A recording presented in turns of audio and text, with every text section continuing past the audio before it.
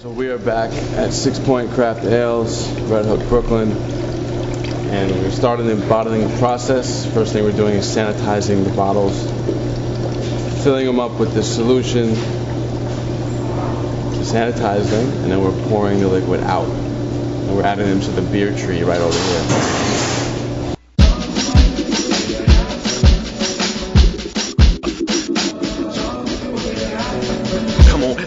Let's go, come on man, let's go. Let me sleep, I'm almost finished with this dream, I'm a hero in it. I'm about to unleash my power, save my family from getting devoured. Apparently it's more important that I go to work and end this story. I'm just saying, what if everything I just did to stop this monster never really happened? Now he's coming back, that'd really be tragic. All to work with that excuse, they promptly cut me loose. Now I'm free to go back to bed, but when I lay down to go back instead, I end up... Oh, if Aaron goes back into the bottle, they gotta re-sanitize it, because otherwise the beer won't condition properly. It's not as easy as it looks. I'm Shane Welch, president, founder, 6 Point Craft Ales, here with the Junk Science crew. We're doing our maiden voyage of the GNT, aka Granddad's Tonic. This idea for the collaboration has actually been a work in progress for over half a year. We got together at some point late last year and started planting the seeds to do some type of a partnership. Wheels started turning, decided we wanted to make our own brew. The brew for their crew that they could go out and pimp, get to their heads and drink up and have fun, but also, you know, get the word out about 6 Point. So what we have is we have two local crews here putting their heads together, making something great. When we come up with ideas for recipes, we get a vision on what we want the beer to taste like, and then we just come up with a recipe like that. We don't necessarily think that the beer needs to taste a certain way to taste like a pale ale, or to taste like a stout, or to taste like a brown ale. It needs to taste like what we want it to taste like, or what the people want it to taste like.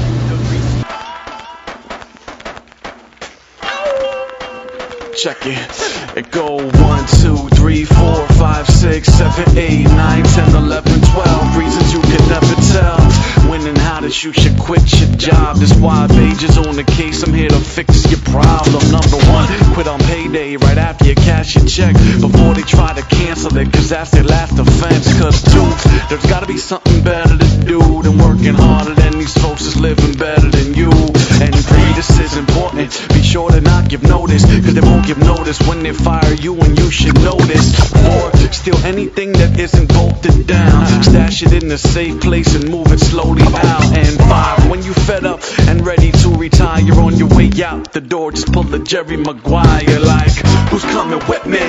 Who's coming with me? It's all a scam, right? It's all a scam, right? This is the corn sugar that we're going to use to prime the bottles, and what happens is the yeast that's in the beer heats up the little amount of corn sugar we put in there, and it adds CO2 to the beer and a minimal amount of alcohol. So that's how we get our bubbles.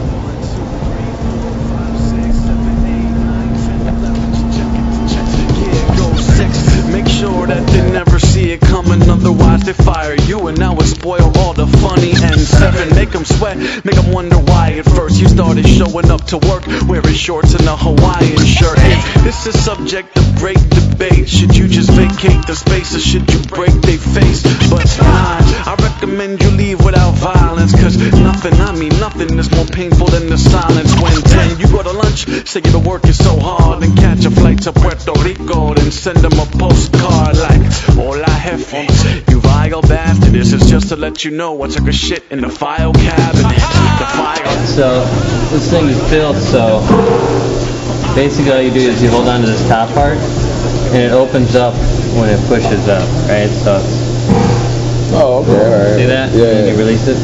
So basically all you do is you push it down to the bottom, and we want to fill from the bottom up, because then you won't fold any air and oxygen and everything else into it. Right?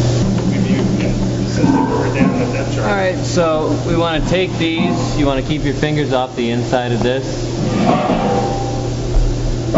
These caps are oxygen absorbing, so whatever oxygen, which will give it like a cardboard or like kind of a tinny flavor, you want to keep that away, or you want that stuff all to be. Wait, the caps absorb oxygen? Yeah. The underside? That's what that like kind of plasticky stuff is? Right, right. So we put this down on there, and then just kind of pop it down, and it's done. It's done. All right. These break very seldomly. Okay, so don't be afraid to use a little bit of force. Back in the case, you say? Yep, back in the case. All right, now we got 2 done. 2 GNTs down. That many more to go.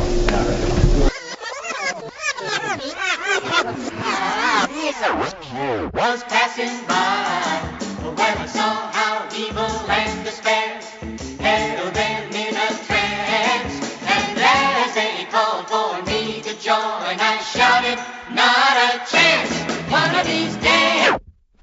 I'm gonna get one of these at the house so I can, cap on a regular basis. 22 ounces of cold Granddad's Nerve Tonic. Coming to you soon, October 23rd. Check it, yeah. There was no time to think. He had to make a choice, but since he made his choice, he didn't have to think. All he had to do was move now silently and retrace the steps that he had practiced since he found the key. There was no light, of course, they never turned it on. Kept the windows boarded up, that's how he first learned the dog. How to navigate without the use of sight, and how to make his own until he was enlightened. The house that he was locked inside, it held so many rooms, many full of prisoners, but many were like empty tombs. None of that mattered now. And there you have it. That's how we came to get our own beer, Granddad's Nerve Tonic. And right here in Beercraft, you can come through and get a bottle for yourself. 64-ounce jug is called a growler. You can copy the album, get a big bottle of beer, have a good night. Okay? That they would meet at midnight. If she's late, he wouldn't wait for her. But he already knew that that would never happen, cause she was always late, and if he died it didn't matter. All that mattered now was that they had a chance. As he crept inside the greenhouse and he tiptoed past the plants, and he stopped short to the sound of breath behind him. He whirled around, the flashlight in his face, it almost blinded him. Without a thought, he simply lashed out like an animal, struck the first guard in the throat and took his life mechanically.